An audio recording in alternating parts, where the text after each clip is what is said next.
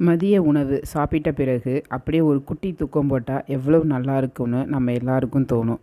ஆனால் சில பேர் மதியம் தூங்குறது உடம்புக்கு கெடுதல், வெயிட் போட்டுரும் அப்படின்னு சொல்லுவாங்க.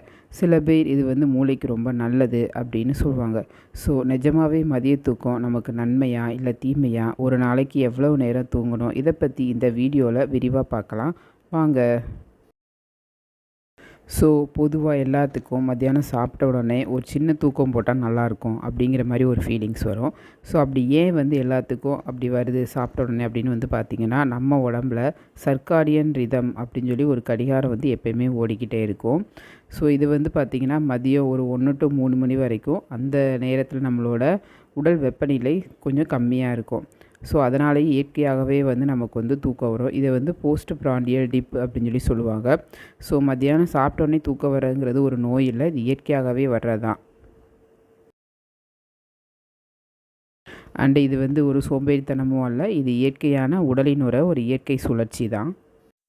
ஸோ இப்போ வந்து சப்போஸ் நம்ம மத்தியானம் வந்து சாப்பிட்டோன்னே தூங்குகிறோம் அப்படின்னா, அதனால் என்னென்ன நன்மைகள் நமக்கு கிடைக்குது அப்படிங்கிறத பார்த்தோன்னா, நம்மளோட மூளை வந்து சுறுசுறுப்பாகும் அப்படின்னு சொல்லி சொல்கிறாங்க. ஒரு 20 நிமிஷம் நம்ம தூங்குறதுனால நம்மளோட மூளை வந்து நல்லா ரீசார்ஜ் செய்யும். ஸோ இது வந்து நம்மளோட கவனிப்பு திறனை அதிகரிக்கும் அப்படிங்கிறாங்க. செகண்ட் பாயிண்ட் என்னென்னா, நம்மளோட மன அழுத்தம் குறையும் அப்படிங்கிறாங்க. ஒர்க்குனால் ஏற்படுற டென்ஷன், சப்போஸ் வீட்டில் எதுவும் பிரச்சனை, அந்த மாதிரி ஏதாவது ஒரு மன உளைச்சல் இருந்துச்சு அப்படின்னா, நம்ம மத்தியானம் ஒரு குட்டி தூக்கம் போகிறதுனால நம்மளோட மன அழுத்தம் குறையும் அப்படின்னு சொல்லி சொல்கிறாங்க. தேர்டு வந்து பார்த்திங்கன்னா, நம்மளோட ஞாபக சக்தி. நம்ம காலையில் ஏதாவது ஒரு லெசன் ஏதோ படிச்சிருப்போம், இல்லை வேறு ஏதோ கற்றுட்ருப்போம் நம்ம. ஸோ அதை வந்து மூளையில் வந்து நம்மளுக்கு நல்லா ஸ்டோர் பண்ணி வைக்கிறதுக்கு இந்த ஒரு சின்ன ஓய்வு வந்து தேவைப்படுது. ஸோ இப்போ மத்தியானம் ஒரு குட்டி தூக்கம் போகிறதுனால நம்மளோட ஞாபக சக்தி அதிகரிக்கும் அப்படிங்கிறாங்க. ஃபோர்த் வந்து பாயிண்ட்டிங்கன்னா இதய ஆரோக்கியம்.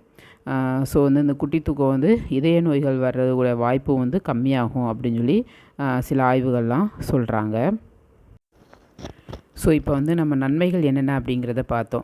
இப்போ வந்து தீமைகள் என்னென்ன அப்படிங்கிறத பார்த்தோம் அப்படின்னா, நீங்கள் ஒரு குட்டி தூக்கம் போட்டிங்கன்னா பரவாயில்ல. பட் அந்த தூக்கமே வந்து உங்களுக்கு ஒரு மணி நேரத்துக்கு மேலே போகுது, இல்லை டைமிங்ஸ் வந்து மாறுது. அதாவது இந்த குட்டி தூக்கம் தூங்குறதுக்குன்னு ஒரு சில டைமிங்ஸ் இருக்குது. அதில் தூங்கினா தான் நமக்கு உடம்புக்கு நல்லது. பட் அந்த டைமிங்ஸை தாண்டி நம்ம தூங்குனீங்க அப்படின்னா உங்களுக்கு வந்து தலைவலி வரலாம், இல்லை ஒரு விதமான ஒரு மந்த உணர்வு ஏற்படலாம் அப்படிங்கிறாங்க. இன்னொன்று வந்து பார்த்திங்கன்னா, நம்ம லேட்டாக தூங்கணும், நம்மளோட நைட் ஸ்லீப் வந்து இதனால் பாதிக்கப்படும். ஸோ இது வந்து உங்களோட தூக்க சுழற்சியை வந்து பாதிக்கும் அப்படிங்கிற மாதிரி சொல்கிறாங்க. ஸோ உங்களுக்கு வந்து இன்சோம்னியா பிரச்சனை இருக்குது, நைட்டு தூக்கம் வரல அப்படிங்கிற பிரச்சனை இருக்குது அப்படின்னா, நீங்கள் வந்து இந்த சாப்பிட்டோன்னே தூங்குகிற இந்த இதை வந்து ஃபாலோ பண்ணுறது வந்து பிரச்சனையாகும் அப்படிங்கிற மாதிரி சொல்கிறாங்க.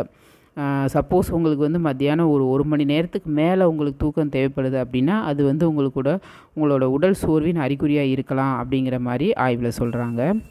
ஸோ நெக்ஸ்ட் வந்து என்னென்னு பார்த்தோன்னா, கோல்டன் ரூல்ஸ். அதாவது இந்த மதிய தூக்கத்திற்கான சில ரூல்ஸ் அண்ட் ரெகுலேஷன்ஸ் இருக்குது. அது என்னென்னு பார்ப்போமா? டியூரேஷன். எவ்வளோ நேரம் தூங்கலாம் அப்படிங்கிறது பார்த்திங்கன்னா, ஒரு 10 மினிட்ஸ்லேருந்து 20 மினிட்ஸ் அவ்வளோதான் நம்ம தூங்கணும். மத்தியானம் சாப்பிட்டு நம்ம தூங்குறதா இருந்தோம்னா 10 to 20 மினிட்ஸ் மட்டும் தூங்கணும். இதை தான் வந்து பவர் நேப் அப்படிங்கிறத வந்து சொல்கிறோம். அதுவும் வந்து எப்படி தூங்கணும் அப்படின்னு வந்து பார்த்திங்கன்னா, நல்லா ஒரு இருட்டான ரூமில், வெளிச்சமே இருக்கக்கூடாது, நல்லா ஒரு இருட்டான ரூமில் தூங்குனீங்க அப்படின்னா தான் உங்களுக்கு நல்ல ஸ்லீப் வந்து கிடைக்கும் அப்படிங்கிறாங்க. டைமிங்ஸ் வந்து என்னென்னு வந்து பார்த்திங்கன்னா, ஒரு 1 to 3 அந்த டைம்ஸ்குள்ளே நம்ம வந்து தூங்கி எழுந்துடணும். சாயந்தரம் 4 மணிக்கு மேலே தூங்க வேண்டாம் அப்படிங்கிறாங்க. ஸோ ஏன்னா 4 மணிக்கு மேலே தூங்குனீங்கன்னா அது உங்களோட நைட்டு ஸ்லீப்பை வந்து டிஸ்டர்ப் பண்ணும். இன்னொன்று வந்து பார்த்திங்கன்னா, 4 மணிக்கு மேலே தூங்கி எழுந்தீங்கனாலே உங்களுக்கு ஒரு தலைவலி வரலாம், இல்லைனா ஒரு மந்தமான நிலை ஏற்படலாம் அப்படிங்கிறாங்க. ஸோ டைமிங்ஸ் வந்து பார்த்திங்கன்னா 1 to 3. எவ்வளோ நேரம் தூங்கணுன்னா ஒரு 10லேருந்து 20 மினிட்ஸ் வரைக்கும் மட்டும் தூங்கிக்கோங்க. அதுக்கு மேலே தூங்குனீங்கன்னா உங்களுக்கு வந்து நைட்டு தூக்கம் வந்து பிரச்சனையாகலாம். ஏன்னா வெளிச்சம் குறைவாக இருக்கிற இடத்துல தூங்கினா தான் நமக்கு வந்து மெலட்டோனின் அப்படிங்கிற ஹார்மோன் சுரக்கும். அது சுரந்துச்சுன்னா நமக்கு வந்து சீக்கிரம் தூக்கம் வந்துடும். ஸோ நைட் அப்படி தானே தூங்குகிறோம், லைட்லாம் ஆஃப் பண்ணிவிட்டு தூங்குகிறோம் இல்லையா? அதே மாதிரி பகலே நீங்கள் தூங்கும்போது கொஞ்சம் வெளிச்சம் கம்மியான இடத்துல தூங்குனீங்கன்னா உங்களுக்கு சீக்கிரம் தூக்கம் வந்துடும். ஸோ நல்ல ஸ்லீப்பாகவும் இருக்கும். ஸோ சுருக்கமாக சொல்லப்போனால், மதிய தூக்கம் அப்படிங்கிறது வந்து ஒரு பவர் பேங்க் மாதிரி. அதை சரியான அளவு சரியான நேரத்தில் பயன்படுத்திங்கன்னா அது நம்ம உடம்புக்கு நல்ல நன்மைகளை கொடுக்கும். அதே நேரம் அதை அதிகமாக தூங்குனீங்க அப்படின்னா நம்ம உடம்புக்கு வந்து நம்மளை வந்து சோம்பேறி ஆக்கிரும். ஸோ 1 to 3 மணிக்குள்ளே ஒரு 10 to 20 மினிட்ஸ் தூங்குனீங்க அப்படிங்கன்னா அது வந்து நம்மளோட உடம்பை நல்லா சுறுசுறுப்பாக வச்சுருக்கும். ஸோ நீங்கள் மதிய நேரம் வந்து தூங்குகிற ஆளா இல்லையா, அப்படி தூங்கினா எவ்வளோ நேரம் தூங்குவீங்க அப்படிங்கிறத கமெண்ட்டில் சொல்லுங்கள். இதே மாதிரி ஹெல்த் ரிலேட்டடான டாபிக்ஸ் எல்லாம் வந்து உங்களுக்கு தேவைப்பட்டுச்சுன்னா நம்ம சேனலை சப்ஸ்கிரைப் பண்ணுங்கள். தேங்க்யூ. பாய் பாய். வணக்கம்.